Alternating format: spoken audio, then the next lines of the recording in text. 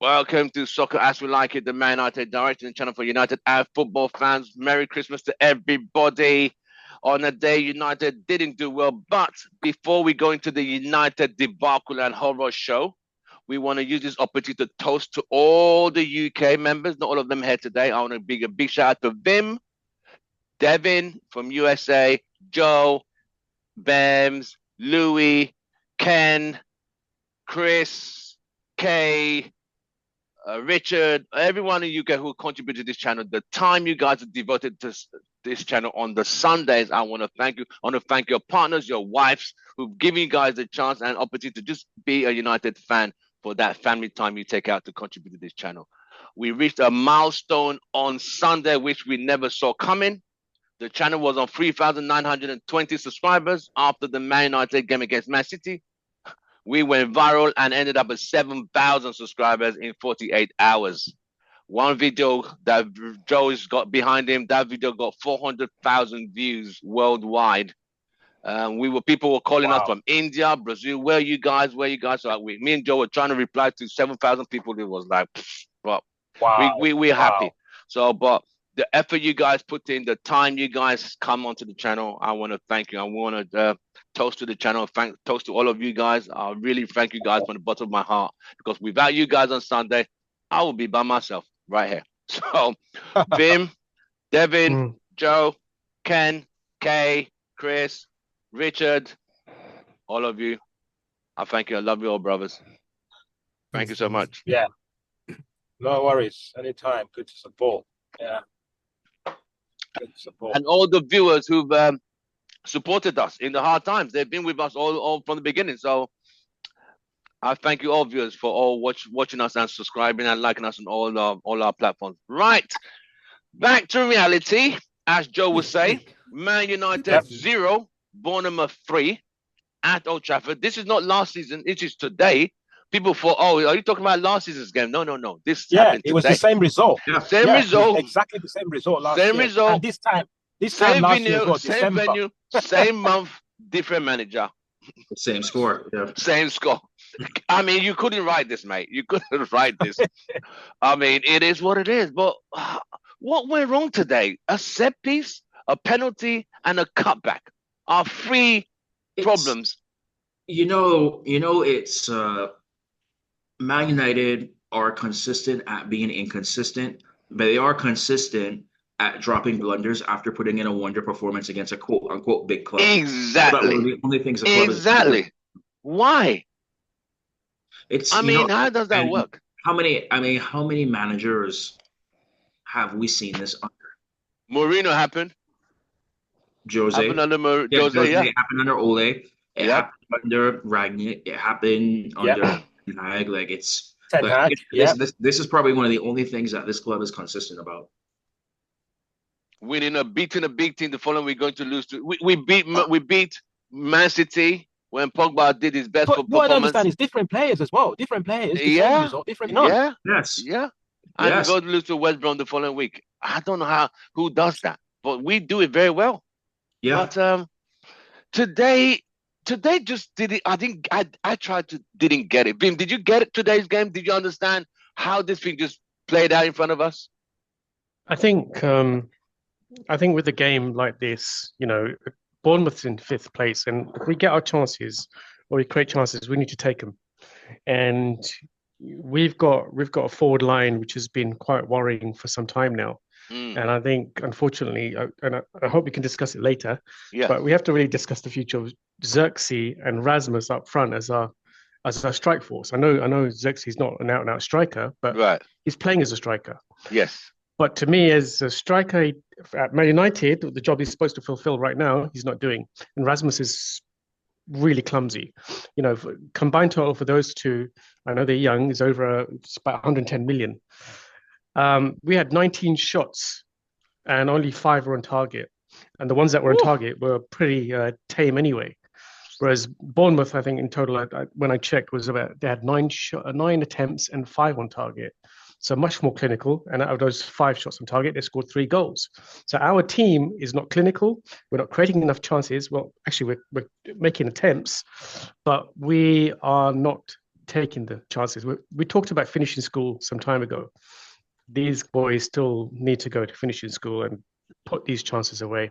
And then this is the problem. Once you keep missing, the team starts to kind of lose a little bit of spirit, because in any game that you play, your strikers are not scoring, your forward line's not scoring. You're thinking, what the hell is going on here? And you just slowly, that will just dissipates, and Bournemouth get a goal in and their confidence starts to grow. So this is the problem. We have to score the goals when the chances are presented.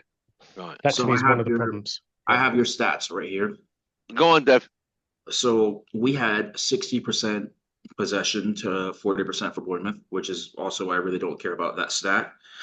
We had 23 shots total to Bournemouth's 10. We had 7 shots on target to Bournemouth's 5. And we couldn't score a single goal.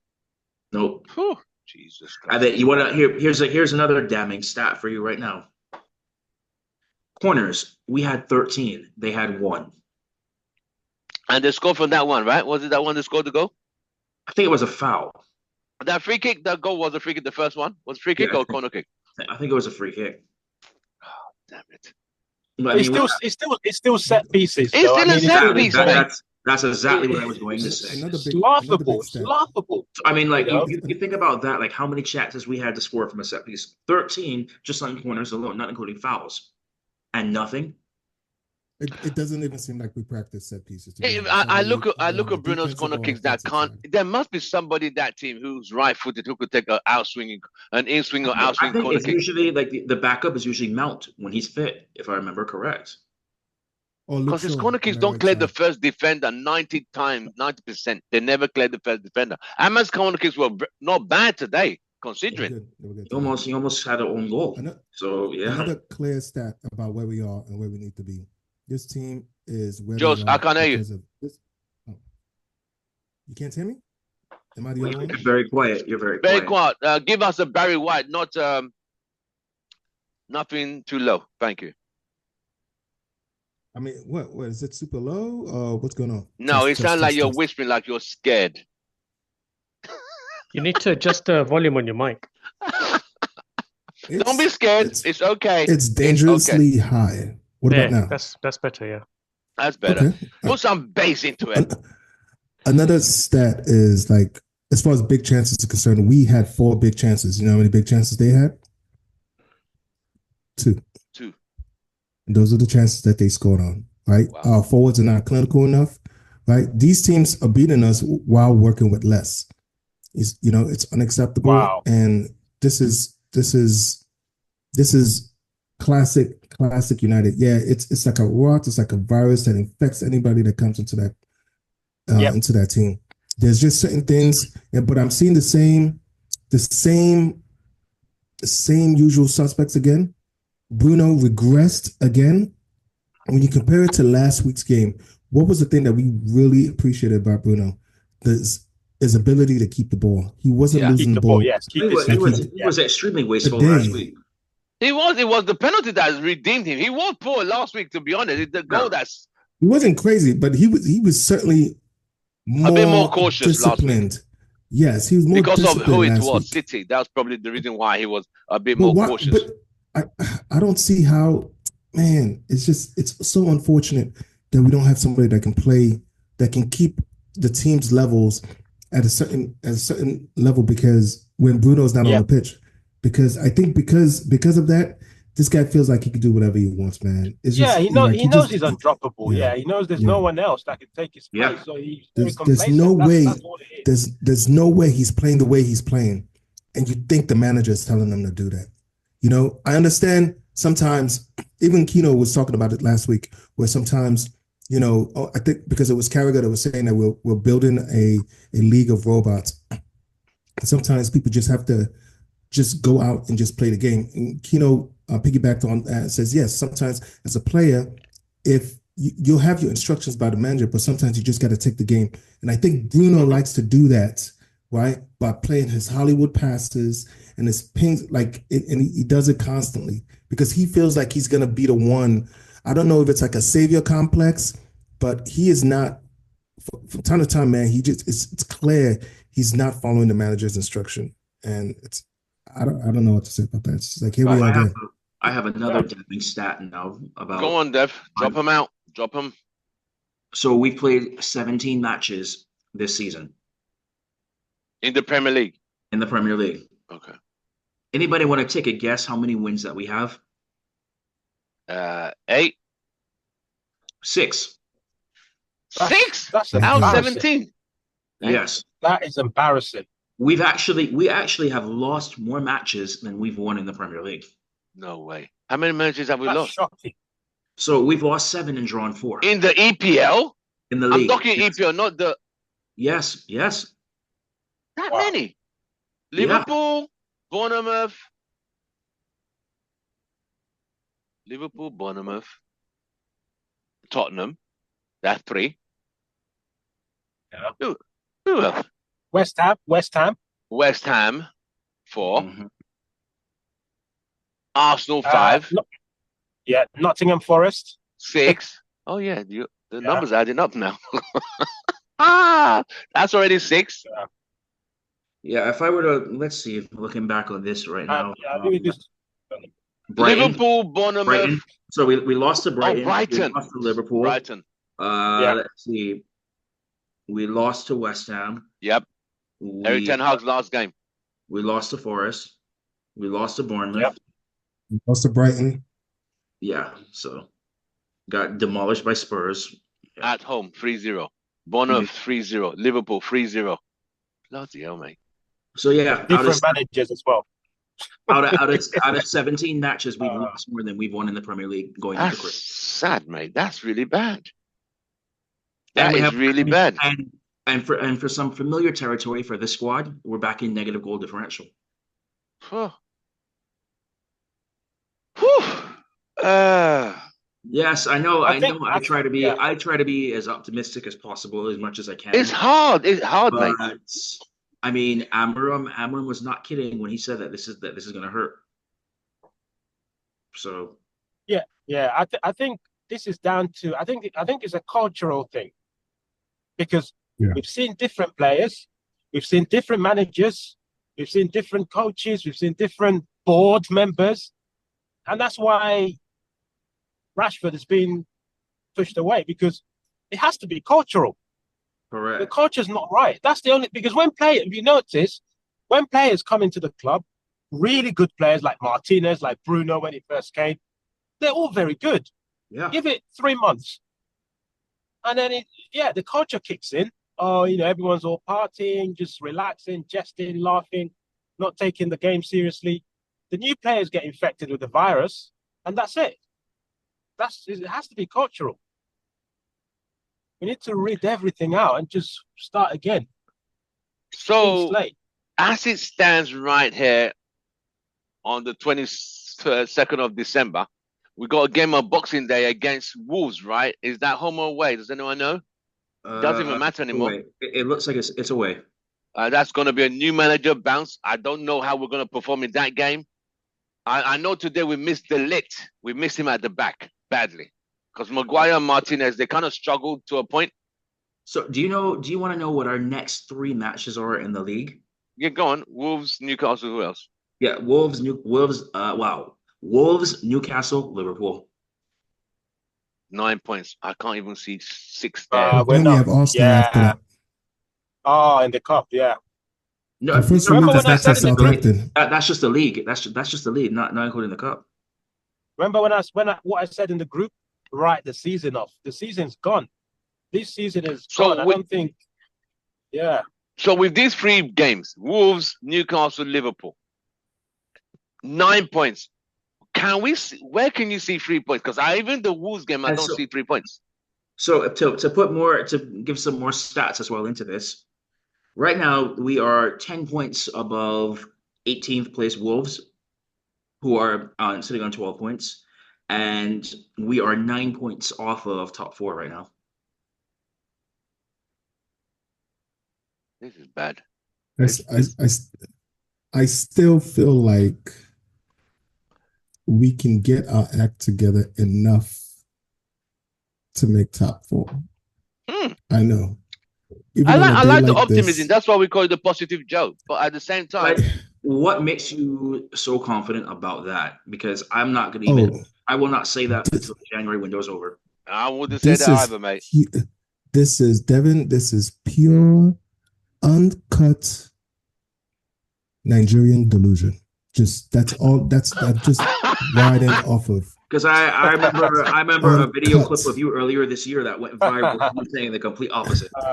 So, Nah. This is just me trying did we ever to. get that dubbed over by any chance? This is me just trying to mentally These guys are prepare. frauds. Yeah, too many people on the fraud list. Too It's many, just too many, man. Someone sent me a I think we text. still got our top five. Someone sent me a Go ahead. text. I think it's a stupid text. It's from UK. He says, "Oh, he's a Chelsea fan. He said Rashford would made the difference today." What's your take on it, Vim? Let me jump you in No here. possible way. No I way. had to. I do. You know when you don't even want to respond. I like. You know what? I'm not gonna waste my time. Well, sir, I'll respond to you next week. Let Vim go on this one. Yeah. Devin, would No, let Rashford Vim, have made let a Vim, let difference? Vim, let Vim answer The first. Vim. Yeah, Rashford. I think with Rashford now it will become a little complicated, and with the fact that he's not even appearing on the bench tells me that the club are engineering a way out for him. And from what we've seen in recent games, apart from the goals he scored, he just completely just looks disinterested. That's interesting. And as as our top earner, one of our top earners, we expect 100% commitment and effort from him at all times, 100%. Yep. and not just to switch off and track back when he wants to. And just it looks like he's not interested in playing football for his boyhood club anymore. So I don't think he's going to make any difference whatsoever, because what's going to happen to him is that the ball will come to him. He'll try and just make us have a strike, and then that's it. He won't do anything else for the team that's going to really help them. He's not going to help defend. He's not going to help trap back. He's not going to even help do much else, and it's going to destroy the spirit even further. So I think we need to keep him away, and we need to get him out, next couple of weeks, whenever the So transfer window today, opens. if he was in the team today, you think the Yeah. result would have been different? No, it wouldn't be. Personally, I just think that taking off, who did we bring on?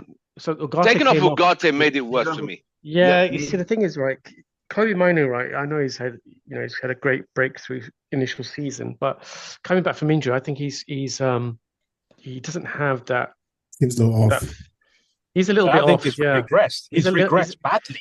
yeah, but Yeah, if you haven't played for a while, you're going to be off form a little bit, and I think he needs a bit of time. And for us to play with two in midfield with someone like Ugarte is key. And so I think Ugarte should have come off for Casemiro, someone like that who could help Kobe. Yeah. But once my worry was that as soon as you put Kobe there in the middle, it could potentially fall apart, and it did. Even It's the same the thing other that day, happened prior. Eriksen in midfield is absolutely atrocious. He's just off the mark. Doesn't make any effort to close people down. He just wanders around. His game is to get the ball and distribute. So as soon as Ugarte came off, it was all over from that. I point. noticed And it just I went think- well. Yeah. So Can I ask for a me, question? that substitution was wrong. Yeah. Can I ask a quick question about Ten Hag and a particular player of ours? Now, Vin was just talking about how Eriksen had not been good enough. It's his job to distribute. We know why Eriksen was here. Eriksen was brought in to potentially be the backup to Bruno, to create. Right? He's basically essentially should be Bruno's backup. Why do you think this is a favoritism thing? Why do you think like the manager never considers Eriksen, even in the later parts of the game, to bring in Eriksen to do the job of Bruno? Maybe has he got the legs? Yeah. Even in the later parts of the game? I'm talking 75th minute? Because it's 78th minute? it's one of those where Bruno will still be giving your all. If there's one thing about Bruno you give credit to, is that his durability is great, and he could still stay on the pitch for a while. He may be having a horrible match, case in point last week, and then he'll come on in the latter stages and do something. So you don't want to take off a player like that who you know has that capability all match. That's why at least that's my opinion. why Bruno does not come off. But with that same argument, you could also argue then, isn't Mount in Bruno's position as well? Or was he supposed to be playing there? Not good enough. I don't think he's. I think he's I don't good have enough. any I idea think why that's Mount he was just here. lets him down. So same question to Devin. So you believe Devin today, Rashford playing, result wouldn't be any different? I believe it would have been worse. Oh dang. I didn't see that coming. Bloody hell, mate. So At no point during the game did I hit the think nail on the we head need like, Rashford. when he said it. Everything he said, I completely agree with. The problem with that is Rashford will be playing. He'll get the ball. He'll be dribbling with his head down, probably dribble out of bounds a bunch of times, or put the ball into Rosie. He might have a shot or two on target, or if he scores early, like when they're doing their counters and whatnot, it's pretty much like playing a man down because he's not going to put in the ship with everybody else alongside, and that could also leave us vulnerable for more goals to concede. So that's why I was like, and then we all know obviously his head is gone.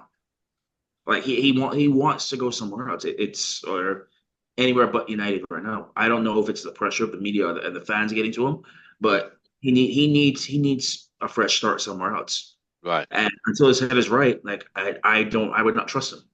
Wow. Joe, same question. Would Rashford have made an impact today? Absolutely not. There was no part during this game where I thought, maybe we had Rashford. No, we had we had the difference makers in the on the bench. They just didn't execute. Rasmus had an opportunity. Ganacho had an opportunity. One-on-one. They did not execute. Dink that ball. Dink it, bro. I'm telling you, man. I'm telling you. Ahmad was unlucky not to score like in the first 5 minutes. Yes. Kepa had a good game against him. Kepa did have a good game too. That was another fucking opposing goalkeeper at Old Trafford settings. You know, it is what it is. Well, typically it's former United goalkeepers that play well. Was he in goal for Bournemouth when they beat us 3-0 last season? No, I don't. No, he's on loan from Chelsea actually right now. I think he was still at Madrid at that time, I think. Yeah. Wow. He had a blinder today, I'll say that.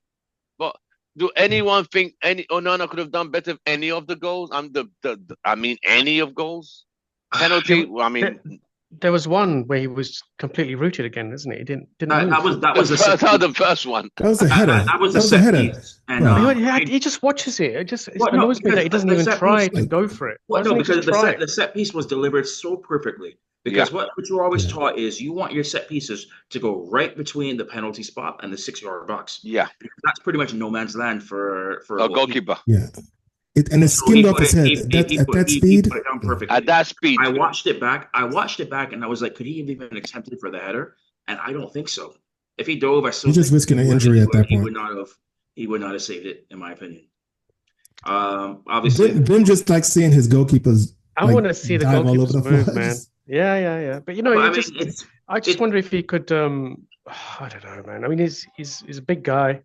You know, yes, he's probably not as nimble as David De Gea. David De Gea would probably most times go for everything. I've just seen De Gea would try for it, yeah. But I've just seen Onana, and it's not Onana's fault. But I've seen him too many times just stay rooted and watch the ball go in. I've seen it too many times. Who Onana reminds me of? Barthez. Barthez, he was always just standing low. But I mean, and I'm saying just overall game, like everything reminds me so much of him reincarnated. You never know what he's gonna do with the ball. Like one day he could have an absolute worldie, and then the next day just a shot that goes straight down the goalpost that he dives out of the way of. Like the same things. Remember with Barthez was like that. He'll try and dribble when he's not supposed to. Exactly, and get robbed of the ball. He thinks he's a midfielder. It's like everything is Barthez reincarnated, in my opinion. Yeah, I know. The funny thing, they're both French-speaking goalkeepers. Funny enough. Joe won a World Cup, so. Joe, I mean, God dang. So anything Onana could have done anything for any of those 3 goals? Is he exempt from blame? I mean, the penalty. I mean, there's nothing you could do there. You have. We just assume Onana is never going to stop penalties. Fine. Yeah. I mean, the only person I would consider that would have been able to save one of them is De Gea. De Gea or Neuer or maybe Rafa over there in Arsenal. It's a decent player. Oh, Raya. Just Raya, yeah. Yeah, he's not that type of goalkeeper. So if he had stopped one of them, that would be a shock. It wouldn't be something, but it's only going to be in a once in a every 10 games type thing. Right, right. It is what Right. it is. It's Right. My issue, and I've said this for a long time now, with this quote modern goalkeeper. I know, right? You saw the Arsenal keeper, Tottenham goalkeeper in a week. It's for example. I'll give you an example. The Spurs backup keeper. He was nightmare. Everybody puts this emphasis now on you have to be a ball playing goalkeeper. Yeah. They forget what the number one job of the goalkeeper is in the first place. Exactly. Keep the ball out the net, which is how a lot of people were growing up. Now they're changing that now, but I still believe there is too much emphasis on their ball playing skills, their distribution, than their actual shot stopping skills. Exactly. Because very correct. I still believe De Gea, a lot of shots that Onana conceded, De Gea would have saved. But because he couldn't, because his distribution was not as good as Onana's, all of everybody vilifies him. And now he's falling in Italy, having a great time out there. So it's just a little pet peeve of mine. So the defensive problems for this team, where are we with these defensive issues now? I mean, can they get any better? Are they getting worse? What's going on with this defense? I think they're trying to get used to playing with the Amram system with three in the back is one thing. I think Martinez has looked off it this year. There's also, when you're constantly changing the players back and forth, there's not a lot of chemistry between them.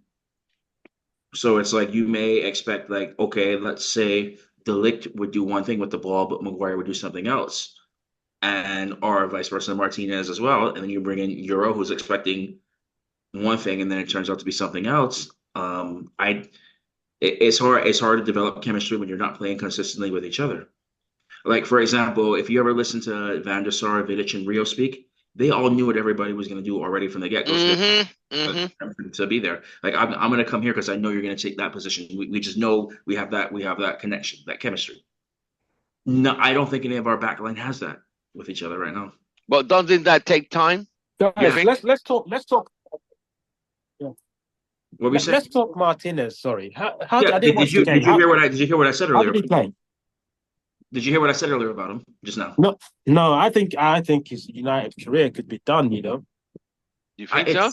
I think he's been a little bit off it this season, to say the least. And last season too. I'm hearing people say it's because of the injury that he sustained. He's not come back the same. I don't know. There might be some merit to that. But let's not start. I don't think he was really at fault for any of the goals today. I mean, last week against it was a bit late on one of them. No. I said today. Today, yes. I don't think he was, but you go to other matches, that's a different story. The Nottingham Forest one, yes. I mean, remember that ball that came like that? That looped in the goal. What was the score against Forest? Was it 3-0, I think? Or 3-1? And we lost. That was a home game, right? Give me a second. 3-2. 3-2. Oh, dang. We seem to consider a lot of frees at home these days, this season. I don't think Martinez is who we need to be looking at right now. I mean, he was to consider. Okay, we're talking defense now. Who's our weaker links? Where is the problem? Is it the midfield not supporting that defense enough? Yes, I would say Dalot definitely needs to go. Right. We need to replace our both Luke Shaw and Malacia have to go. They have to be replaced. How did you guys pick up Malacia today? He looked off it. He looked did not contribute at all. Did not. It's he came off. He did come off. Yeah. I don't know if that was a strategic move or injury, because I would hope, man, I thought it was injury, because there's no way Dalot is doing any better at that position. I mean, I think left back is an absolute priority come this January window before anything else. Yes. Yeah. But with that being said, Why have we not given Harry Amos any looks yet? Hasn't he been loaned out? No? Not yet. Wow. So where is just you know the That's crazy. is he in the match day squad? No, is he? He's not there. No. And also Maguire, guys. What are we seeing from Maguire? What's this persistence with Harry Maguire? They're not People are saying Maguire's gonna do well in this system. Yeah. People are saying that. Yeah, but they're not gonna get any better. These guys are Yeah. on decline, you know, like Maguire's had his best moments. He's not gonna get any better. You I know? feel for the price we can get I something would- better. I mean, I would keep him. Absolutely. I would keep him on reduced wages, but I think they really triggered a Yeah. 1 extension for him for the time being. But yeah, I mean, I would keep him as a squad player because he comes in, he does put in the shift. But to be Squad honest, player, probably yes. not. Squad player on reduced wages, I'll keep Harry Maguire. But as a starter, the dependency on him, no way. You can, I would say, cup games, that kind of stuff. But we need somebody better, faster. I mean, Delit was a huge That's miss to me. what I mean. Did we not just go out and buy 2 center backs in the last window? Exactly Yeah. my point. Yeah. Yeah. With the Delhi and intention Euro. to have Harry Maguire leave, I would imagine. No, I wouldn't. I would sooner have Lindelof leave before Maguire. Me too. Me too. True that. True that. I will let Lindelof leave. So we need so we're literally saying left back mandatory, right? Left back. Left back needs. So you need right back as well. Well, I mean, right now, if I were to prioritize, Left. I would go left back first, Yeah. then striker, because Mazraoui up to the last couple of games has been very solid for us playing as a fullback. So I think we're okay there, but I think left back is that's the absolute emergency that needs to be fixed. And then you go looking for a dedicated, established striker who could probably mentor Hoyland in there. So where does that leave Rasmus and Xerxes if you're looking for another striker? We No, need to sell Xerxes. I would keep Rasmus, and I'd probably try to use Xerxes in an exchange plus cash for Gyökeres, for example. Vim, Rasmus and Xerxes. Are you keeping Rasmus? Are you selling Xerxes? If we need a striker, what are you doing them to? If I had the choice, I would get rid of both of them. Dang. Yeah, I've seen a lot of Rasmus. He's strong, he's physical, but he's super clumsy and he's got no aerial ability. He's been scoring some goals in Europe, isn't he? That's fine. You know, you get it to his feet, or he's got a powerful shot. But I think it's quite limited. He's the only forward that moves like a forward. He's always getting himself in positions. I think he's something that we can work with. I wouldn't get rid of him just right now. I mean, if we could cash in, I personally would, because for me, he doesn't have the finesse. He's got power and he's got work rate. He's got zero aerial ability. I've seen his positioning is sometimes off. He doesn't have that killer instinct to sniff out where potentially the ball is going. Maybe that's a lack of understanding or the lack of opportunity. But for me, he doesn't have the quality of striker that we had in yesteryear, with Ibrahimovic or Van Nistelrooy. I don't think he'll ever. Those guys are twice his size. I don't think he'll ever get. Yeah, I know, but I don't think he'll ever get there.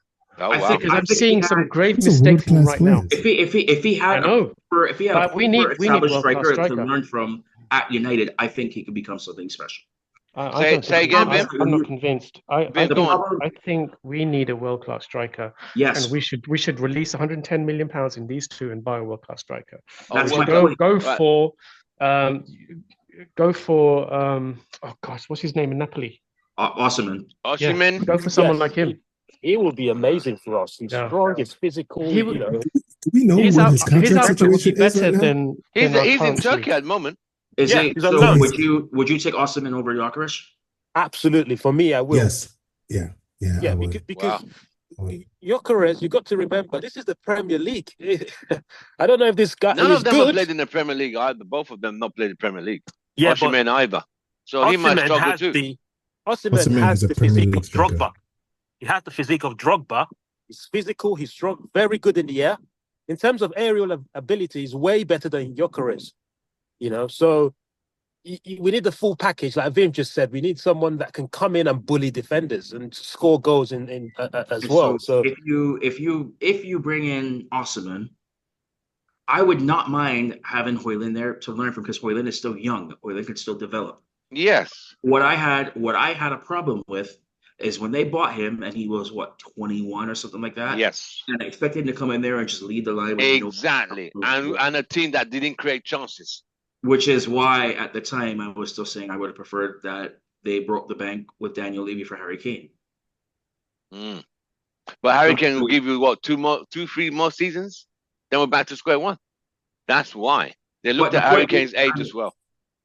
There's no longevity. I mean, they did the same thing with Robin van Persie. Okay. How much do we pay? How much do we pay for Robin van Persie? About 20 million. No, that's cheap, right? That's cheap at that time. Well, you gotta if you adjust it for inflation for today, that's probably what $40 billion, $45 million, maybe. Yeah. I think I honestly don't even think a striker is our number 2 priority. What would be number 2 for you? An attacking midfielder that keeps our standard at the level we are when Bruno's on the pitch or higher. Bruno needs competition in that midfield. And until that happens, until he is no longer allowed to play like this, until he finds himself in a position watching the game instead of being on the pitch while watching somebody else do what he's supposed to be doing better, it doesn't matter who we get. Midfield is are always going to get. We're stacked. We are stacked with in the midfield position. I think that's the one position where we're stacked. No, that's a position where we need to get rid of players. We need to get rid of Casemiro. We need to get rid of Mount. We have too many players that are not putting in a shift in our midfield. Ericsson, Casemiro needs to go. Use that money to get Bruno some competition. So who's gonna? Oh, all right. So you say that. You say that, and I would agree. But in reality, who is going to buy these players? What exactly? Who's buying them? I'm just saying problem. What we may have to take a hit on these players, guys. Yeah. You know, we're already taking hits on most of them. Take a hit, because you're right. No one's going to buy them, but we need to get rid of them. But the problem with that, Kenny, is our owners right now who are already doing all this penny pinching. You know how that's going to turn out, because then they can use that as an excuse to say, "Oh, now we can't reinvest in the squad." True. That's my fear. That is my fear with that. Yeah. We're fucked. We're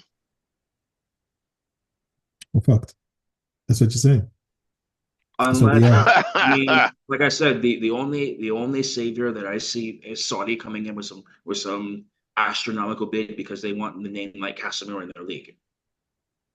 I don't see them coming and breaking the bank for Ericsson. They might do it for Rashford. We'll see. Because that 35 million bid from Barcelona is a joke.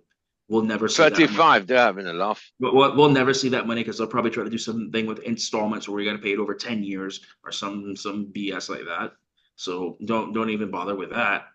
But I think it was who was it? Was it Liverpool who sold a bunch of their assets to Saudi? Yes. I read that yesterday. It was. So you would have to do something like that with your aging players. Let them go out there, let them get their big paycheck out there, and we can at least get something back. So as it stands, striker-wise, we're not scoring. Xerxes, Rasmus not clinical enough in the Premier League, doing well in Europa. But can we just say it's just the strikers? What happens to are they getting enough chances? We got to also look, are these strikers getting enough chances? Is the midfield giving them enough balls? Well, 20 shots today says otherwise. True, that's true. I think they are. How many does one on target? No. Chances. I think they are. Because we are getting the ball forward a lot faster nowadays than we used coming straight back. Yeah, under Ten Hag, we weren't getting the ball forward. We're getting the ball forward now, so we're expecting that final third to convert, and they're not doing it. And the ball's coming straight back at us. So the midfield is becoming overwhelmed, and then defense is becoming overwhelmed. And this is why we eventually capitulate, because we're getting too much pressure. The forward chance has to take the chances, convert. They're not doing it. It just keeps coming straight back to us. So yeah, When Ganacho had that chance, that 101, I said, dink it, dink it, dink it. And he played, it's like, Shot it straight at Kepa. Because that goal, that one, if we scored that goal, it would have changed the game to a point, you know? But when you don't take a chance, we did have enough chances not to win, but probably to have given Bournemouth something to think about. But we didn't. We were just fluffing our lines back every Bruno had what, 2-3 chances by the post. There was one that Diallo and Ahmad made a nice pass and laid it on for him. And like, you should be hitting the target, bro. Oh, the one where he had it at the top of the box and put it Yeah. wide? Yeah. That was well more. It all just put the ball in the net. The keeper was like, I because he mean, expected to go in. when Ahmad had a shot probably 5 minutes into the game, where I mean, yes, Kepa made a good save on it, but I think that could have changed the game as well too. So you both Vim wants Rasmus and Xerxes sold. Joe, Rasmus and Xerxes, where are you? I would say keep Rasmus for now because even if we get an outstanding, like a main, like world-class striker, we still need a backup. We still need a backup. Yeah. So I would maybe sacrifice some more of those midfielders, right, and get a top striker that can get you at least 25 goals a season. And Xerxes, I think I've seen enough from Xerxes. I would actually come to think about this now. Xerxes thrived in Serie A. I think he was in like the team of the season. Yeah. So if that's the case, I would use that as a bargaining tool with Napoli for Osimhen then. Offer Xerxes. So are you keeping Rasmus? Yes, I'm keeping Rasmus. So you would offer Xerxes and plus what? How much? What, 40, 50 mil for Osimhen? Osimhen is currently in Turkey. You think Napoli will be? Yeah, but he's on loan. On loan. He's on loan because he doesn't want to play with Napoli as well. So you have a player that wants out. They know the value, and you're going to get somebody that was just in the Serie A team of the year coming back to Serie A where he knows how to play, who can instantly help out that Napoli side as well. Do you think Napoli can handle two forwards that have concrete for shins? Because they got Lukaku out there too. Well, I wonder how he's doing. It's like I said before, Xerxes clearly showed that he could play in Serie A. So yeah, I don't think today was set up for him to be successful anyway. Oh, today's game or as a United player? As a United, I usually see Xerxes kind of mix it up a little bit more when he's playing deeper. Xerxes needs to almost play the false nine, and he needs the wing backs, right, moving forward so that he can pass to them. I didn't see that. I did not see a lot of that from both Dalot. When we signed Xerxes and I watched him play, do you know who I instantly said he should model his game off of? Who? Berbatov. Yes, but Berbatov had Rooney, he had Ronaldo, he had Nani, he had quality around him. But the reason why I say that is Berbatov was not a fast player he was not fast at all. Xerxes is not like that either. No. But the thing with Berbatov, he had a very good brain. Yes, he knew exactly where the ball was going to be 3 passes from now, just knew how to get there. True. It's very true. He wasn't the fastest player. He was intelligent, skillful, but he had players who he kind of understood they kind of played to his strengths, and they knew how he would modify his game to adapt to what because think about it. When he scored that hat trick against Liverpool, two of those crosses that he got to that hat trick were from Nani. Nani was a great player on the left. He had Ronaldo, you had Rooney behind him. So look at the quality around him compared to what Xerxes has now. Which I can't remember. I don't remember exactly the specific match, but he was linking up with Nani, and Berbatov had the ball down by R18, and they were just linking up with players, little back heels going down the pitch. Ball gets blasted forward. Nani sprinting up, and Berbatov is just there, just jogging up the pitch. He knows exactly where Nani is going to put it, and so he lays off. That was an FA Cup game. I remember that game. I can't remember which game it was, but to me, it's still my favorite goal Berbatov ever scored because it describes him to an exact T. long as you have the football IQ, you'll be fine. It's funny that Fergie. The funny thing is, he was only in the club for 2.5 seasons, I think, because he replaced Tevez and played 3 seasons, and he was done. We sold him. It's strangely enough, we moved him on, which I was surprised. Alex Ferguson went after him, replaced Tevez, and he was moved on after that. Like, whoa. Well, I think that was a Moyes move. Did he leave? I think did he leave in? I think he left before that. Because he joined us in 2009. After he joined us when Tevez left in 2008, after the Champions League, because he played 2009 with Ronaldo's last season. 2009, I think he left 2011 or 2012 season. He was done. Let me see. Yeah, Berbatov. Yeah, you're right. Yeah, Fulham bought him in 2012. Yeah. So you asked, like, only 3 seasons. Like, what the hell happened? He still won a Premier. He won at least one Premier League. He won one Premier League. He played in the Champions League final in 2011 against Barca.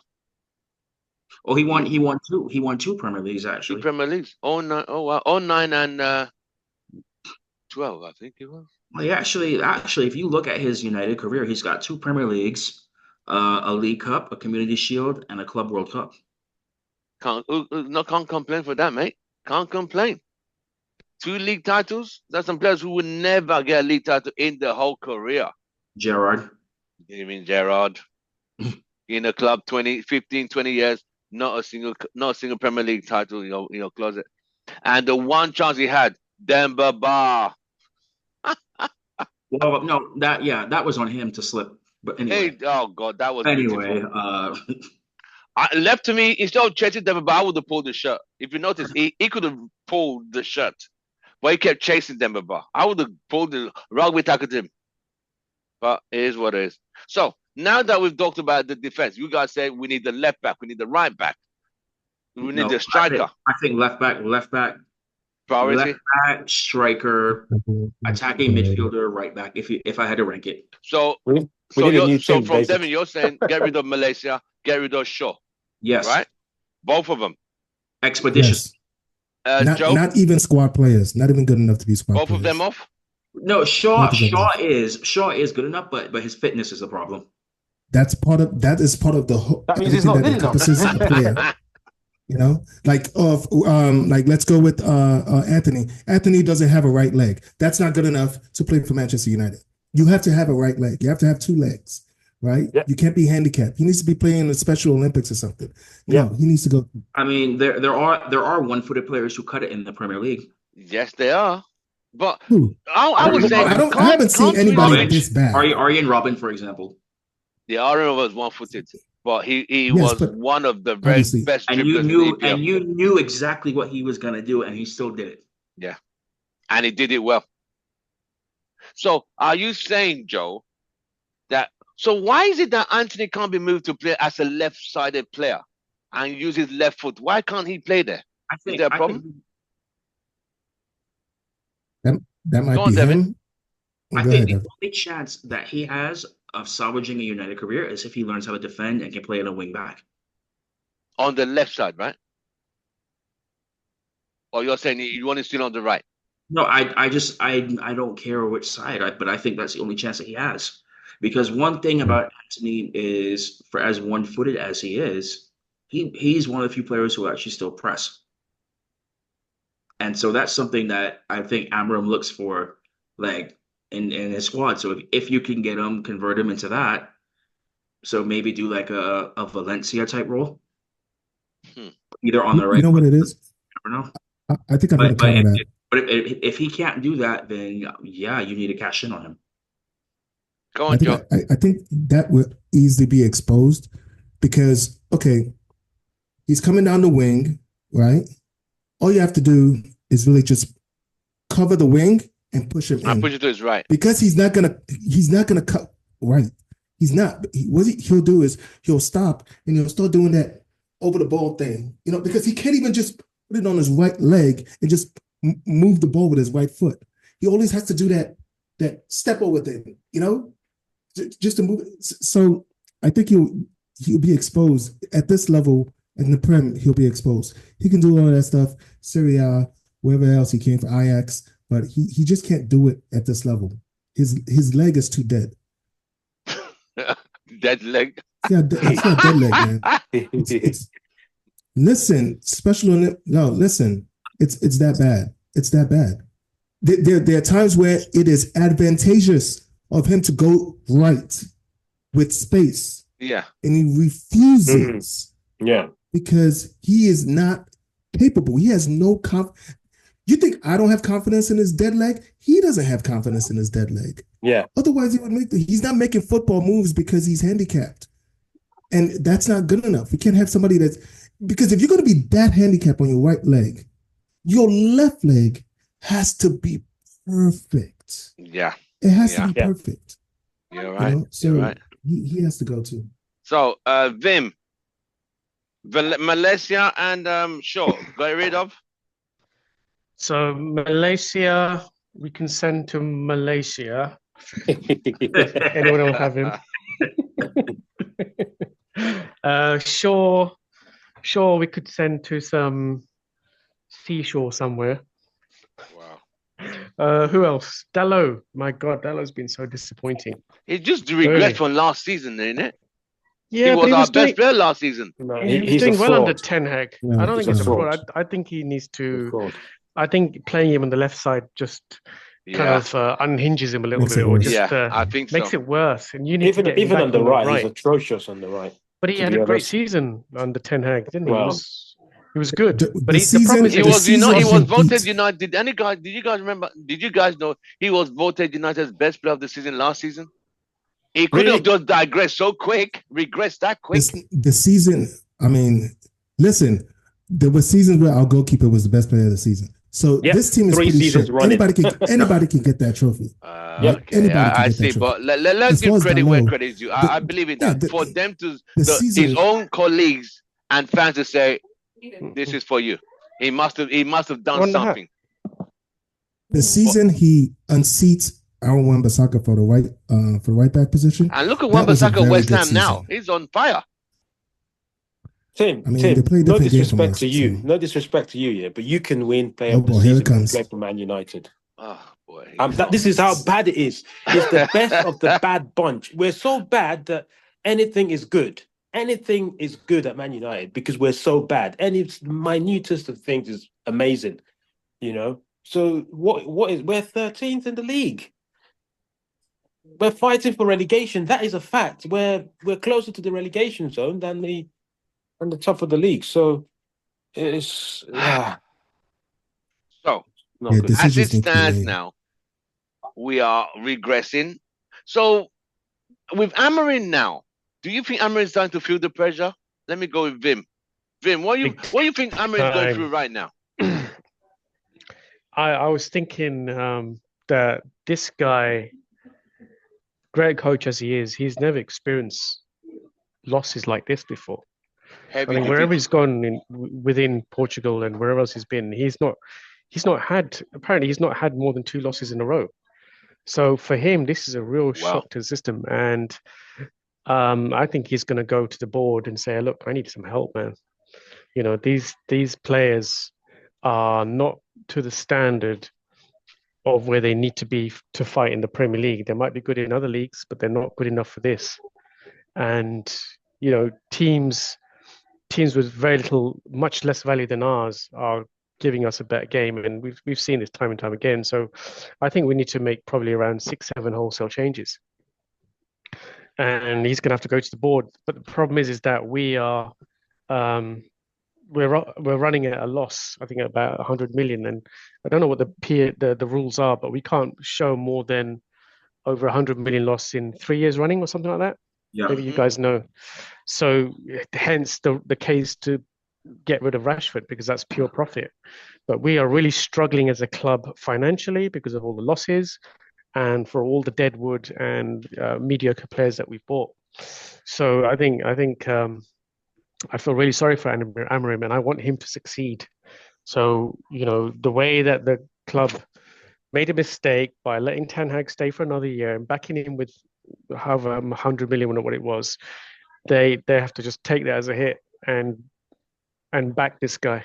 Just back this guy as much as possible to compete because we know that he can do it, but we need the right players, so we need the right caliber.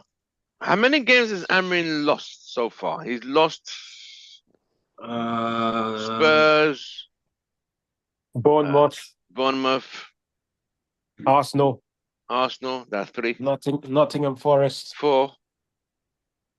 Spurs. He's not lost any European games, right? Has he? No, he's not lost any Europe. Yeah, I'm gonna try to pull up Spurs for... in the cup.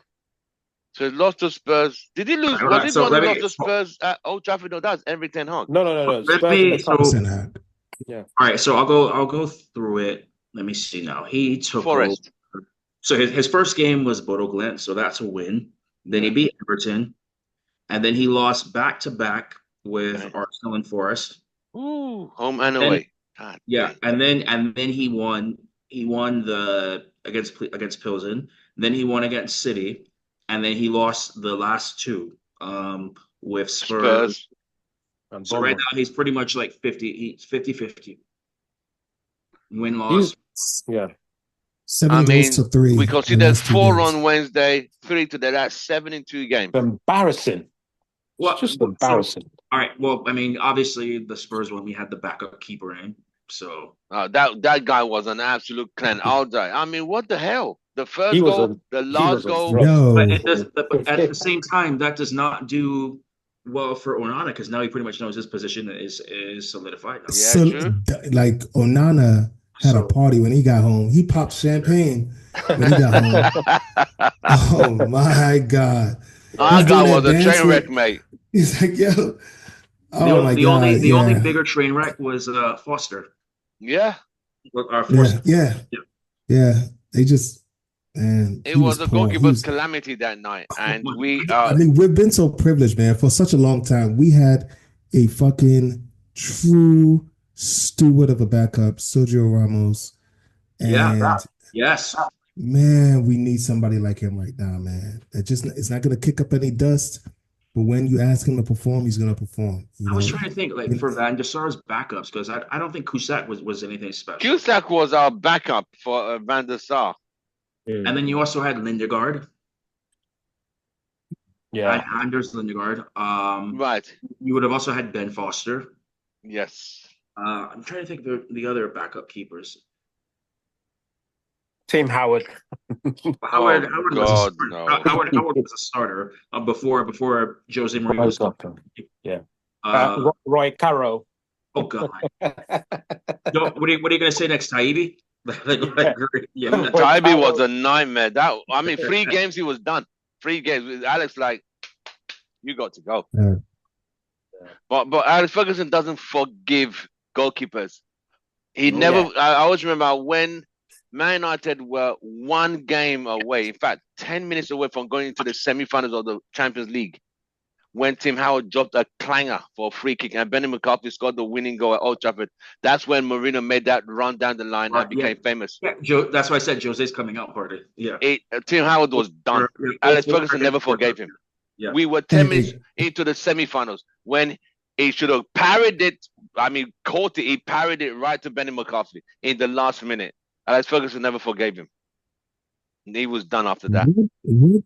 If Alex Ferguson still managed this club, would Onana still have a job at United? He does give them, when he buys a goalkeeper, he does give you time. But when he sees it's costing the club. You said he gave that 3 games. Huh? You just said he gave what's his name 3 games. Taibbi. If you saw the goal, you can see go look at the goal. The ball went right through his legs. We lost 5-0 to Chelsea. we had some clowns, bro. We had some clowns back in the day. At the same time, look at how long it took to find Van der Sar after Schmeichel retired. Yeah, it took a while. So we went through Bosnich, who could not kick the ball when the ball was passed on his right foot because he was left-footed. Alex Ferguson got rid of him. It took a while to get Van der Sar. We went through a few. We went through quite a few to get to Sar. Then when Van der Sar retired. Well, thankfully for that one, we had David De Gea. We had the guy, and when he started, David De Gea did not start out well either. It was horrible. Anytime the ball went out for a corner kick, it was a goal. It had no. It was very small. Thankfully, he went to the gym, put on some size, and it was actually we only started to see the best of David De Gea after he made that save off Juan Mata's free kick. Yes. Yeah. I remember that save. That was fantastic. So and after that, he changed. Yeah, it turned into a whole different goalkeeper after that. So it will take a while, I think. But to go back to your question you asked before, I don't think Amorim is really feeling that much pressure as of yet. However, that could change after the January transfer window. Because right now, the whole thing is, all right, you want to give everybody a fair chance, figure out who you can keep, who you can't keep with. As we've said before, this is pretty much like, it's almost like a preseason that is going on, but he needs to see everybody to figure out who he can trust, who he can't trust. And now off of that, you start basing it, okay, I hate to say it, this season, if we even finish in Conference League, like that might be an accomplishment with the way things are going. So you base it on that January window. What do you need in right now? Who's available? exactly. Who's available? Great question. Who is available? Left back, you need something there badly. Are we gonna go back to that? Would you go back for that Spurs guy we got for a temporary period? What's his name? Reguilon? No. No. I wouldn't spend any money on him. He's good, but he's not match fit. So he hasn't been playing. I don't think it makes sense. The guy today that played the left back for Bournemouth, Hungarian guy. That's who they're interested in. What's his name? He's apparently quite lethal going forward, and he's a great defender as well. But he's first and foremost, he's a defender. Is he young? It's on the check out the team sheet. Young, that guy. That's who they're interested in. All right, is it? Well, let me see. You said you was Hungarian. I believe so. Yeah. Yeah, that is Kirkes. Yeah. Yeah, but apparently, I mean, Bournemouth are in 5 now, so to prize him out, it's going to take a bit of money. Yeah, it will. Because will he want to go first of all, and will Bournemouth let him go? I mean, I think if United go for him, I think he'll come, because you've got to remember this is a one-off season for Bournemouth. I mean, if they do well, most of the players are going to get bought anyway. How often have we seen that with, like, for example, how much of the Leicester side went after they won the title? Exactly. Yeah. So, Southampton has had that in the past as well. Mm-hmm. If you go back to when oh my God, what was it now? The Welsh side, who had Michu on their side. That team. Swansea. Yeah, that Swansea. That team got dismantled. So yeah, I think you go and you try to get in before everybody else does. So Vim, that guy's the number 1 target for United. Bournemouth left back. I was reading something today that they really want to go for him because he offers a lot going forward, and he's a great defender. Okay. And he's young, so that fits the bill of what we're looking for. We're looking for young players that we can keep for a good number of seasons. Yeah, there you go. I'm looking at his bio right now. Yeah, it's crazy to me. So if we get him, so that's goodbye to Shaw and goodbye to Malacia, right? We still need another I said we're bringing backup. Amas. Bring in Amas. Let's try Amas. I don't understand the situation. This is like a one that I'm into as well. I don't know if this will happen or not, but Morgan Rogers for an attacking midfielder. I think it'll be harder. It'll be more difficult to get a player out of Villa than Bournemouth, especially during the January window. I'm saying like for right now, I think we're only getting one signing in the January window. If we get one. Is that a left back? Yes, I think that's it. Because a lot of that now we need to depend on players. No, we can't get a striker in the summer. If we do get one in January, it's going to be a loan. In summer, I think realistically for the summer, you could get a forward and attacking midfielder. But we got to sell some players. So that's where I'm getting at with this. So that's why for January, I think you could just get the left back in, and then you could start figuring out what you're going to do next. So Rashford could be one to go. At a minimum, I would like to see 50, but if they take 40, fine. you could offer Xerxes plus cash for the Osimhen. That's another possibility. Now, if you have extra funds left over, are there any goalkeepers that you guys like?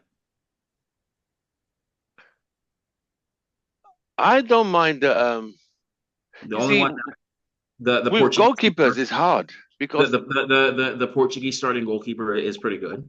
Well, the Diogo. national team, Diogo. Costa, Yeah. Costa. he's in Diogo Sporting, isn't he? Costa, yeah. No. Porto. Or Porto. Yeah. Would they let him go in summer?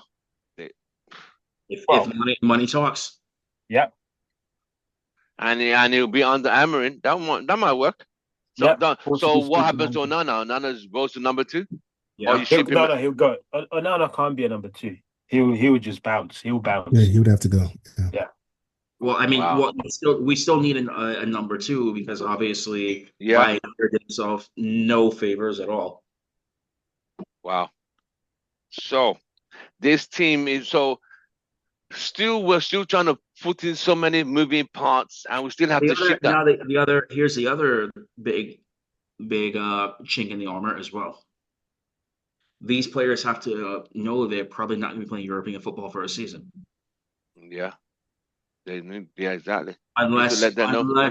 unless somehow we pull something miraculous in the Europa League. We're probably not going to be in a European competition next year. That looks like that's going to be happening very soon. So let's shift gears a bit.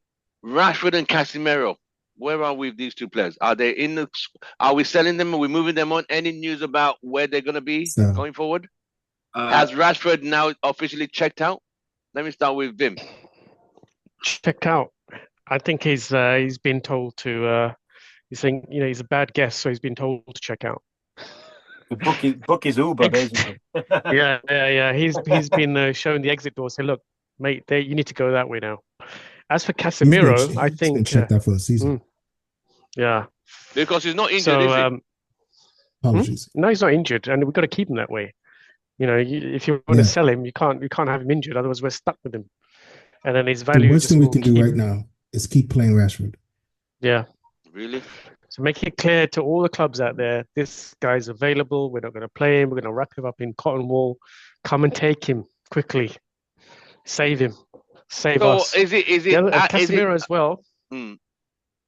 Casemiro, highest earner. Now, Ratcliffe wants to get players on around 200k per week and get a level playing field for all the senior players. Casemiro is almost double that. So, and plus, there was never any residual value with him when we bought him. It was a temporary fix. So, I think he's on his way out as well. I don't know how long his contract is left, but if we can sell him to Saudi, we should. And then reinforce strong midfielder next to Ugarte, get a decent striker in, and get that guy from Bournemouth left back. Well, ASAP. So I see those two going out. Devin, Rashford, and Casemiro. I see Rashford going before Casemiro. Casemiro pretty much only has one of 2 routes to go after us, and that is either Saudi or the MLS, I think. True. So, that's true. But then with that being said, it's who's going to pay the wages that he's on. Is he prepared to take a pay cut? That's his question. Well, I mean, the problem with that now is if you're willing to take the pay cut, then they're going to want some sort of payoff from us. So it'll be Wan-Bissaka all over again. Right. Because if you know, I just realized when he was at Real Madrid winning those Champions Leagues, this guy was on less than 300 a week at Real Madrid. And he comes to Old Trafford where he's not going to win anything or do that much. And he's on, bloody 350 plus. Well, this was an issue that I was having where it was like, for a little bit, it seemed like we were Real Madrid's retirement home. One paycheck before they went elsewhere. Yeah. So, I mean, Varane. Di Maria. Varane. Yeah, Varane. Yeah, Varane as well. Casemiro. I can't remember. Falcao was Atletico, right? Yeah. Yes. Okay, so he wasn't good. But Regulon. Regular. We wanted to get him from Real Madrid until he went to Spurs. True. But my point Would being, you add Ronaldo to that category or no? no, Okay. no, because we got him from Juve, not Real. Oh yeah. Okay, true. Joe, Casemiro, Rashford, where are we? Yeah, both of them have to go. Too high wages. To me, okay, so it's not just about the wages. It's got to be your value that you bring into the team. If your wages don't match the value, right, you have to go or get on significantly reduced wages. I would say they should be paid half of what they're being paid right now to stay at this club. So if they're not willing to do that, they both need to go. Ken, Rashford, Casemiro. I think we've said it all. Yeah, no. Next, let's move on. Done? No. You don't want a local. Where's Kate to come and defend his local lad? No? I know. The northern guys. I mean, but Lancashire. what is Rashford saying? Is he saying he doesn't want to play anymore, or what is he saying? Or he's not saying anything? He's not saying anything because it's at the point with him now. Yeah. Where no matter what he says or what he does, it's going to get twisted. Right. Because, he could sit there, and if he goes out and gives, I don't know, a bunch of meals to a bunch of people for Christmas now, it'll be like, well, why do you have this energy for this, but you can't do it on the pitch? Yeah, he just did this. He just did Christmas present for some kids. Come on now, guys. No, I'm saying exactly how he's going to be portrayed in the media. That we all know this. So and when he did come out and say something, look at what happened. Now, obviously, the timing was not right for it at all. So no matter what he says, it's going to turn out bad. So the best thing that he can do right now is just keep silent. And I didn't know recently. He even got blasted for posting a picture of celebrating the win at the derby. So there's nothing. There's nothing that I think can help him speaking on it. Last week he was shown giving Christmas present to school kids. About 200 kids got Christmas presents. But remember, he also left the training the day before because he was sick. Exactly. That's what I'm saying. Like every time he tries to do something, it's gonna get flipped around. Someone was telling me that Rashford's handlers are so powerful that sometimes they even attack media journalists who mark him low for player ratings after games. That why are you rating him so low? I mean, it's stated that his handlers are so strong that they literally go after the media who try to mark the boy down, which is ridiculous. I don't care about his handlers. I care about him. But the handlers are protecting his brand. But the problem with that now is I should say this. The only thing I care about is handlers. I think that they have screwed him over because I think nothing but a bunch of yes men who let him get away with it. Oh, yeah, and who are getting paid. Yes. So I call them grifters. Like you hear about it so much. I mean, if you want a perfect example, look at Mike Tyson's story in the 90s, how many people he had like that around him. Oh, yeah. This guy was just buying Rolls Royce for his handlers. Yeah. When the money went out, they all disappeared. Correct. Right. Question time, gentlemen. Question time. Yeah, I've got a question. Okay, sorry. Go ahead, Ken. Should Amorim pick a starting 11, stick to the starting 11, and I'm not saying, if you have your favourites and keep playing them regardless. So pick a starting 11 that you can rely on. And then if someone doesn't perform, take them out for the next game and bring someone else in. This idea of changing, constant chop. I know he's trying to understand, but it's not working, is it? Just pick a team and then go with it. If a player doesn't perform, remove him. Don't just change like 5-6 players. Make a change. Bring in another player. I'll come in on this one. Right, Kevin. go on, Vim. Yeah, I think what he's doing is he's analysing the whole squad. I think so too. Yes. Yeah. And so, but it does, as many as it takes, because I think how many games he experimented with Ahmad, and Ahmad is now holding down that position. Yes, he's rested him in some games, but and then he's also evaluated Rashford, and Rashford he's found he's not fit for purpose. So I think he's making all these changes. He's going through the entire squad. It's like, these are the players I want to work with. These are the guys I need to shift on. Go to the board. Get rid of these 6. Get rid of these 10. I think that's what he's doing, and eventually he's going to settle on probably a 15-man squad. Yeah, So he's had 8 games in charge so far. 8, and he's lost 4. And it's exact 4 wins, 4 losses, no draws. And how many losses in the Premier League? 3. All of them. 3 in the Premier League. All of them. No, sorry, 3. No, 3 in the Premier. 3 in the 3 Premier. and one in the cup. In the cup. Yeah. But 4 in England. 4 of them is in basically Come English on, Ken, competition. work with me here. work with me here. That's a bit harsh, Ken. No, I'm just trying to look at the trends. Vim likes talking about data, so I was just looking at the data analysis to see. Oh, you're doing this for Vim? Oh, okay. Cool. Oh, you're doing this for Vim? Okay. Vim, you got a new student here. Vim's a data guy. I'm a data guy. Yeah, I've been training Ken to look at data. There you go. So, next question. Who's got another question? No, but I wanted to go back. I wanted to answer, Ken, after the January transfer window is done, I agree with him what he's saying. Now, the issue with that is the same thing that we've run into with all the other previous managers, where they get their people that they can rely on, and these people get run into the ground, and they have nothing left by the end of the season. True. So that's the only risk with doing that.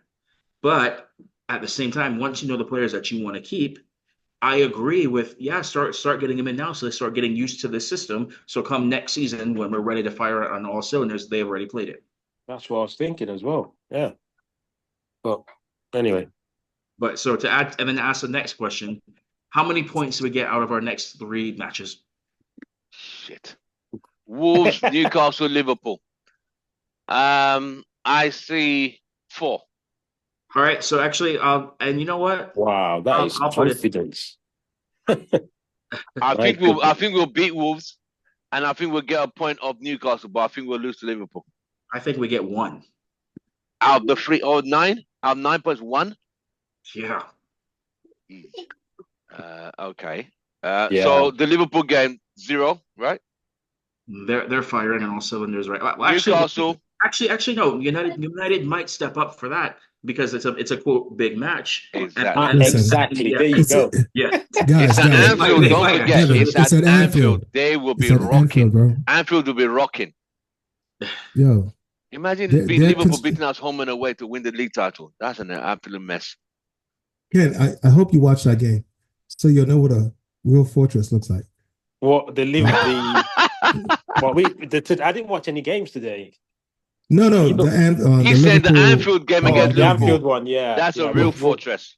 Yeah, we normally crumble. Not this fraudtress that we have. Fraudtress.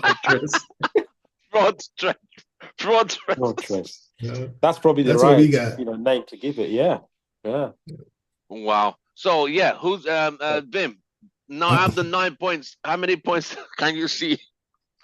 Wolves, Newcastle, Liverpool. Wolves got new manager bounce. Did they win this weekend? Oh, they did. Yeah, they won this weekend very convincingly. Yeah. Oh wow. Yeah. It was right to get rid of that previous manager. I can't remember his name. They destroyed Van Nistelrooy's Leicester today. Yeah. Ooh, dang. Yeah. And Nistelrooy took a heavy beating last week. Now another beating again. Taken that job.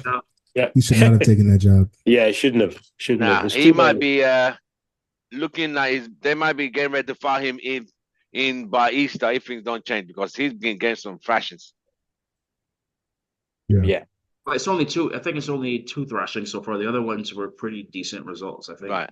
Yeah, but the other one was a half trash because I think they were 3-0 down and they managed to salvage a 3-3 draw, something like that. Yeah. So Vim, you said how many points in those 3 games? I think it might be possible against Wolves. It might be possible against Newcastle. Newcastle away. Oh, the Newcastle. Yeah, I think we could potentially get. They're all away. Are they all away games? Yeah.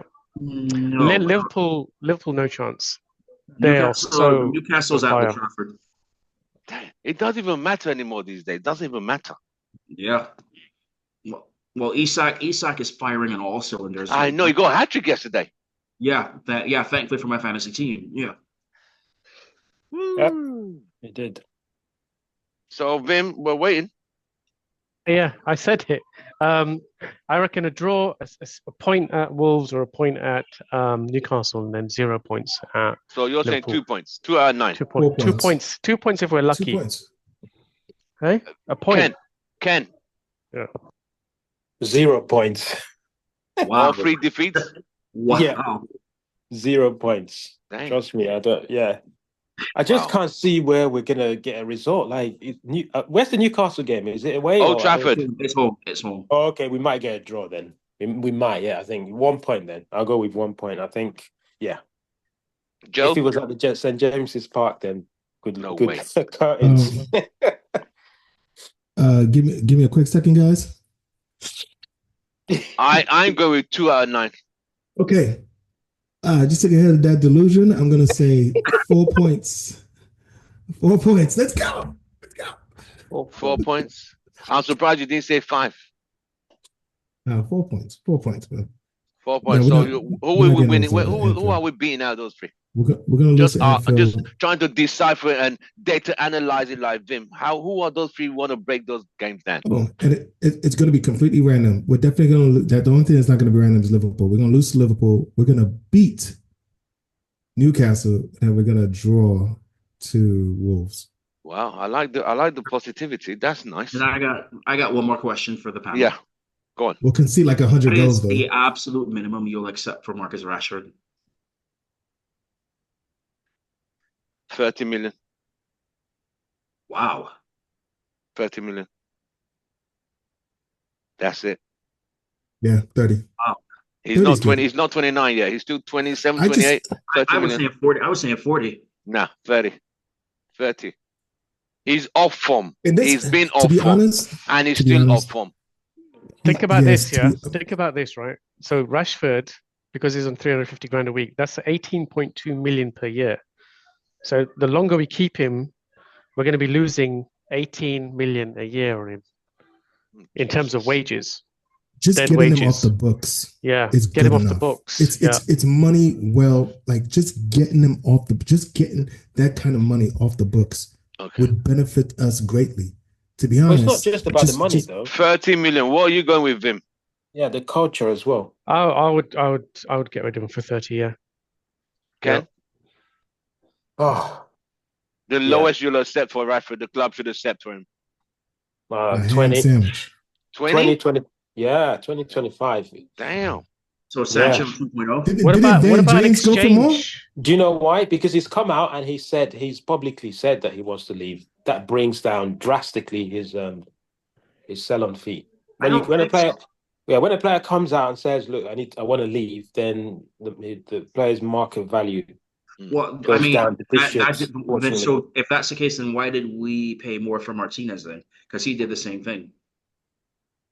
That's No, I the mean, upper that's way, though. in the That's the Premier upper way, League. innit? Yeah, in the Premier League, yeah. Joe, minimum value, minimum amount.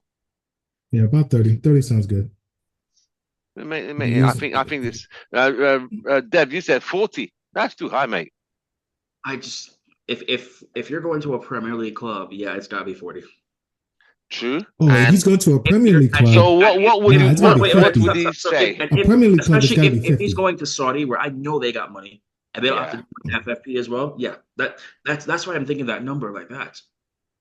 Okay. Because so at the same time, if he's going to another Premier League club, they're also getting yet another homegrown player Oh yes, yes, true. who That's so true. who already has experience with, who for all intents and purposes is an England international, There's a 2-time FA Cup winner, 2-time Carabao Cup winner, Europa League winner. Europa League winner, feed the nation winner, feed the kids, lunches. MBE, whatever else you want to throw in there. Knights of the Round Table. Yeah, pretty much. Yeah, we get it. So I mean, he brings a brand to that club.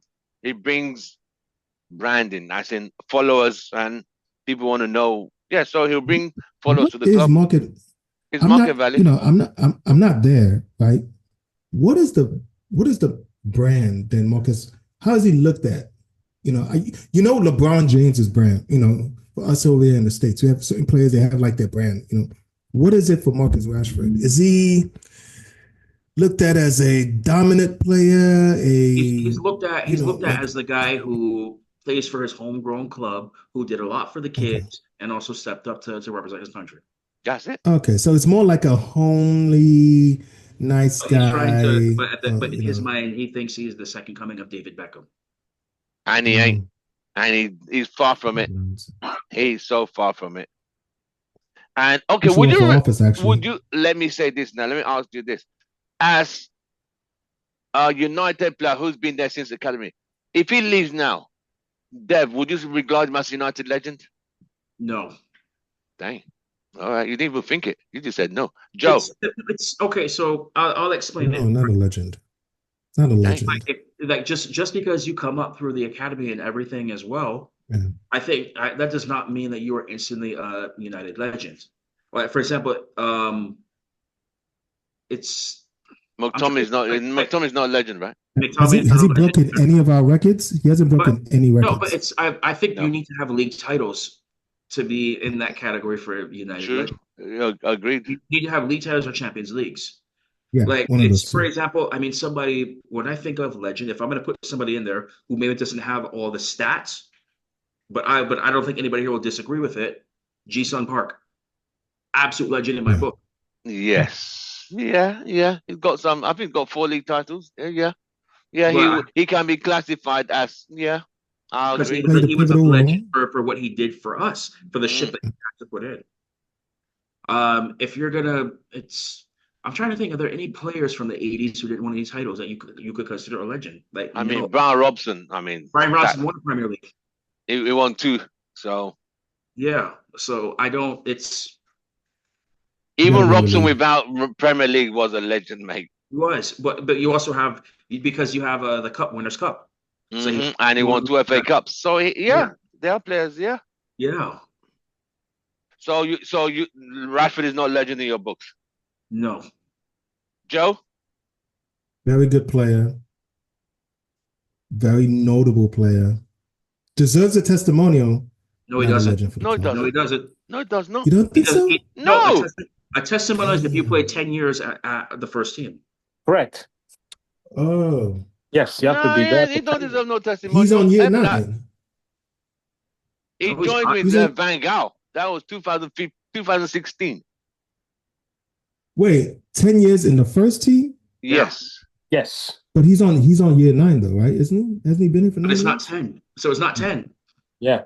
You have to hit 10 years and then the funny thing was, back in the day, testimonials were for players when they retire. Yeah. They have something. These guys make more than the testimonial. On a way 1 week salary. That's why it's for charity now, right? They usually donate it now for charity. Right. Like, for example, Phil Jones is eligible for a testimonial, but he didn't have one. He chose not to have one.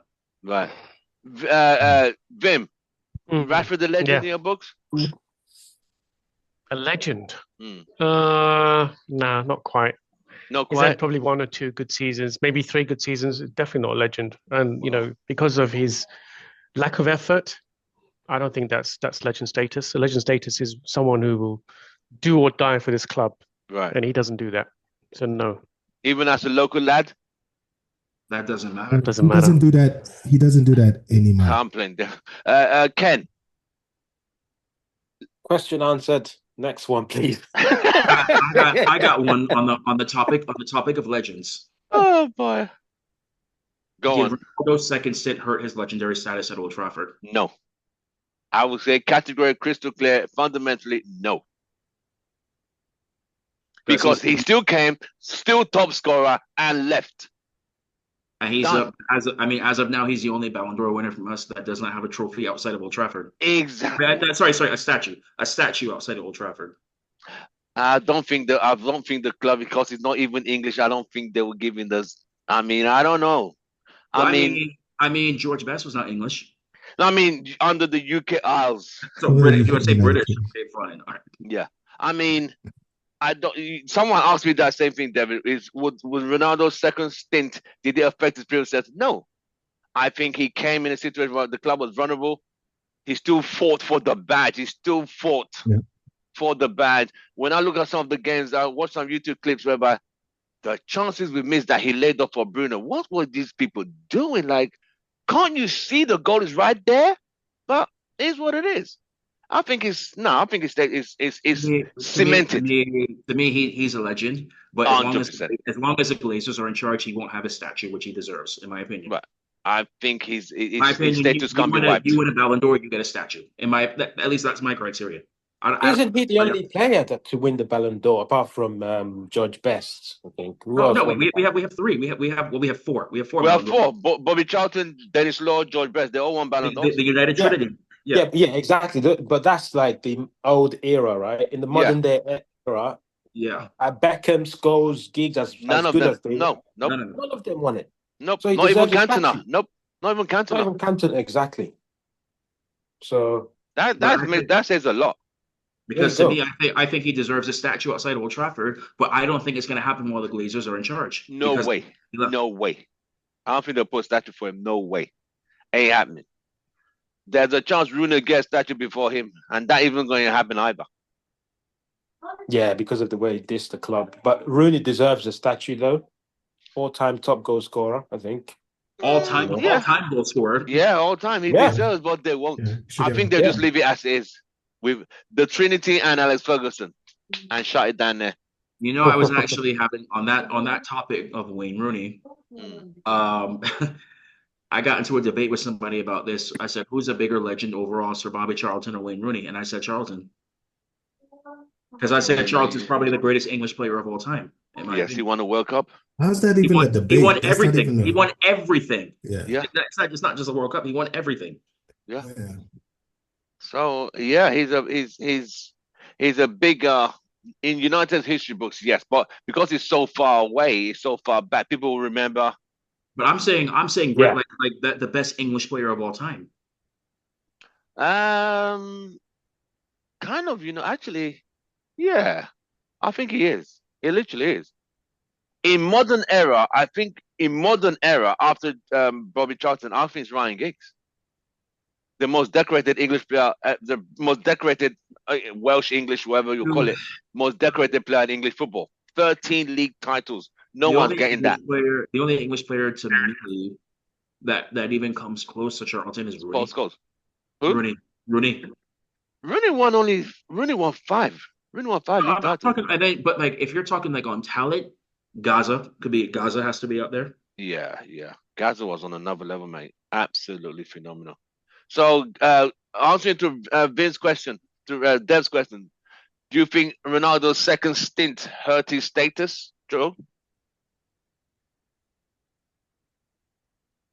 I think as time passes, wounds will heal, and I will one day forgive him for that atrocious interview, that rat-faced Arsenal fan, Piers Morgan.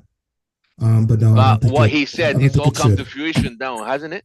Everything he said was right. Everything he said was right. It's not what he said. It's not what he said. It was the circus around what he said. Should not have done it. All he had to do was get a respectable sports. You should have done it with what's the guy that just left Sky Sports? Gary. You should have done it with Gary Lineker. Just do it with somebody, or maybe he was on the BBC. It shouldn't have been. It should not have been Piers Morgan. That's all I'm saying. Right. When I know hell is freezing over is when I agree with Piers Morgan last week about what he said about Kyle Walker. But yeah. I was like, I cannot believe I agree wholeheartedly with him. But hey, a broken clock is right twice a day. So exactly. Ken, Ronaldo's second stint, did it affect his legendary status?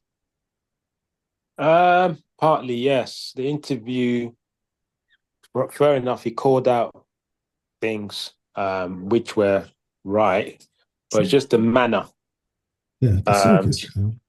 Yeah, which he did it. He could have come from a point of, I want to help you guys. Let's keep it underneath. Well, his help was declined multiple times when he offered. Eric Ten Hag was, when you look when they played everything back, Eric Ten Hag had an issue with him. Eric Ten Hag did not even want him in the team at certain times. That he even banished him to train. That was embarrassing, bro. It was embarrassing. All that said, he was top scorer. This team, I feel like our play was diminished with Ronaldo on the pitch.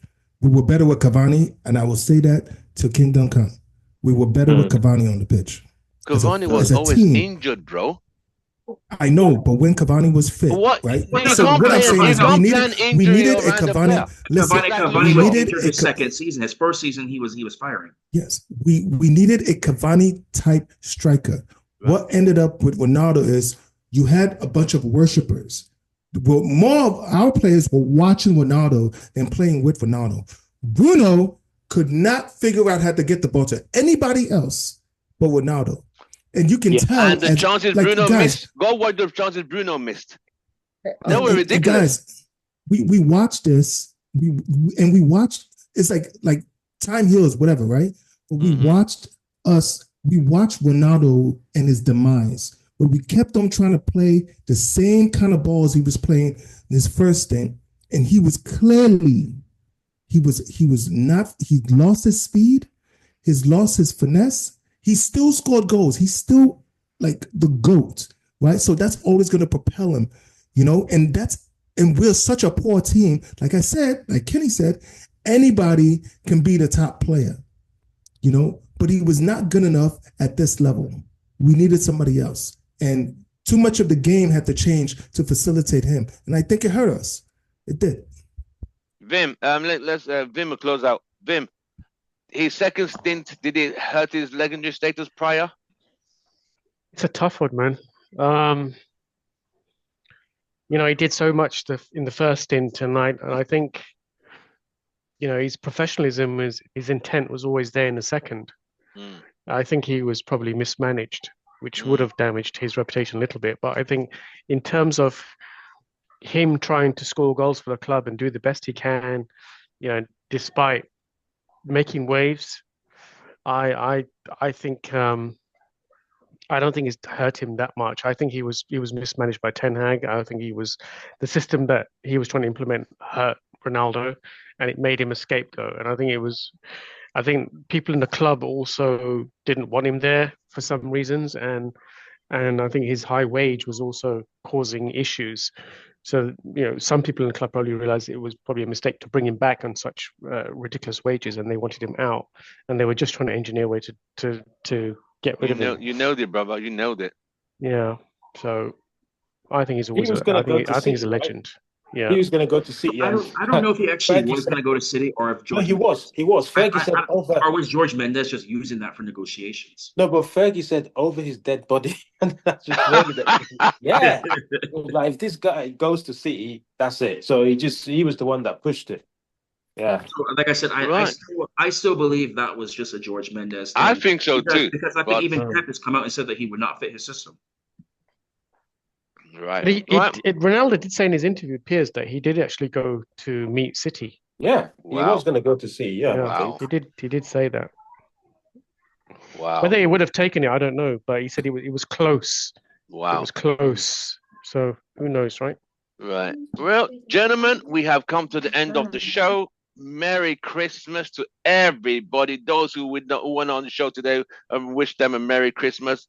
Guys, we will be back next weekend, but we'll have the Boxing Day game brought in to the next game on our next podcast on Sunday. I think it's on Sunday next week or Saturday. I can't remember anymore. But, regardless, we'll have to talk 2 games in that game, and we'll be talking through the chat anyway. But I want to wish you guys. No. We play on Monday. Oh, we play on the Monday. Well, we just preview, summarize the season so far. Hopefully, if we can at least just beat Wolves on Boxing Day, that would be so nice. Guys, what a way to go into Christmas. It would be nice, isn't it? Losing 3-0 going into Christmas. It's ridiculous, bro. But this is Manchester United. It is where we are. You had to end the show like that, huh? It's just sad. You just had to end the show. I want to thank you for ending the show with that. That's nice. Really nice. It just... It is what it is. Well, gentlemen, thank you once again. Congratulations to all of us for the achievement we achieved on the channel. I want to thank you all. Wish you all a Merry Christmas and Happy Holidays. We shall see next week, all God willing. But thank you very much and have a Merry Christmas. Glory, glory. Man United. See you guys on the next one. Have a good one. You too, guys.